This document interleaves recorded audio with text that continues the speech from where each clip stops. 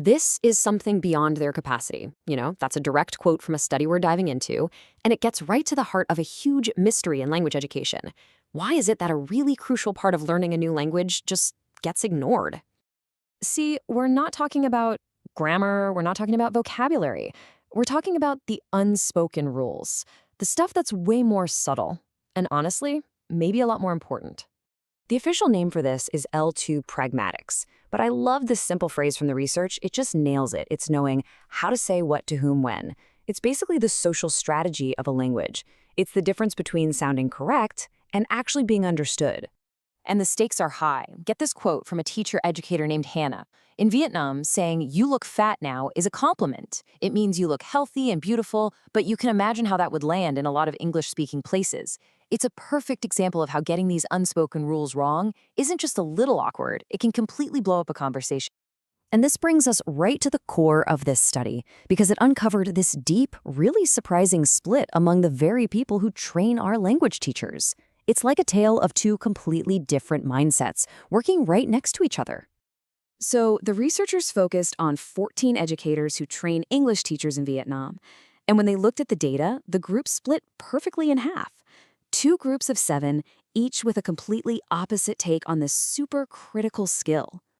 So let's just call them Group A, the aware. These were the folks who had a really deep, kind of sophisticated understanding of pragmatics.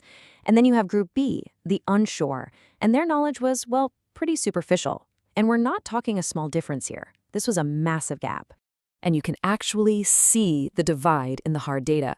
Group A, the aware group, their answers to the researchers' questions were nearly twice as long as Group B's, way more detailed, way more insightful.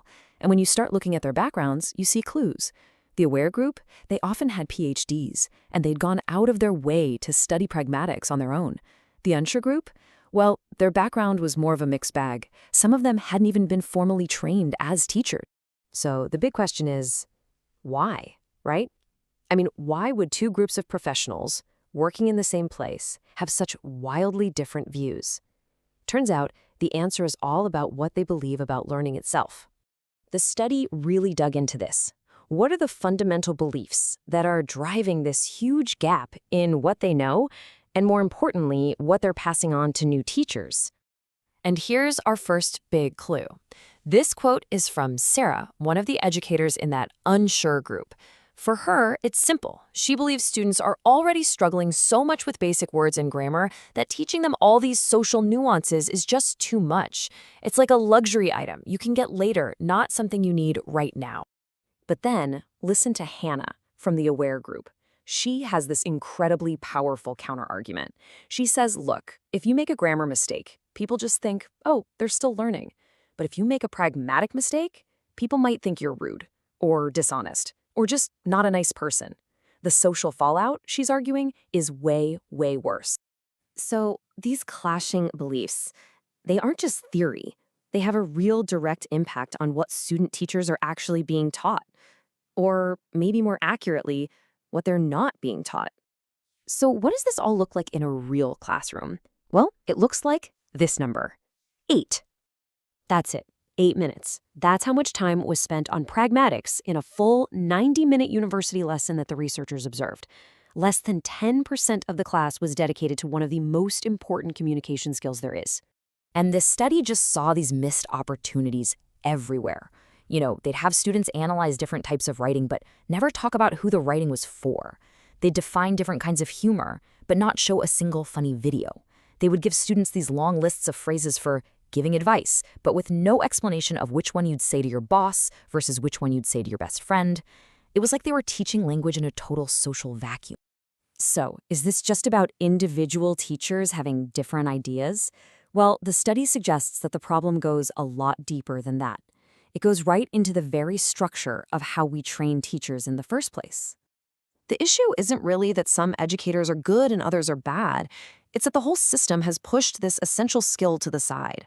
A lot of the time, there's no official rule that says you have to teach it, so it's just left up to whoever happens to be interested. And the curriculum breakdown tells the whole story. Look at this. In the program, they studied linguistics, which is the category where pragmatics lives, makes up only 8% of the professional courses. And get this, within that tiny little slice, Pragmatics is an optional subject. It's officially baked into the system as a non-essential afterthought. So what's the fix?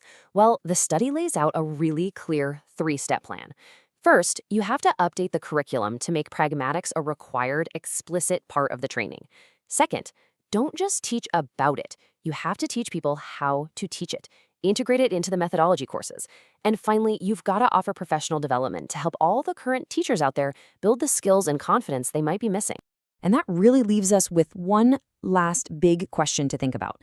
Because this isn't just about a language class. This is about global business, it's about diplomacy, it's about scientific collaboration, it's about just making a friend. How many brilliant ideas, how many crucial conversations fall apart, not because somebody used the wrong verb tense, but because they broke an unspoken rule they never even knew existed?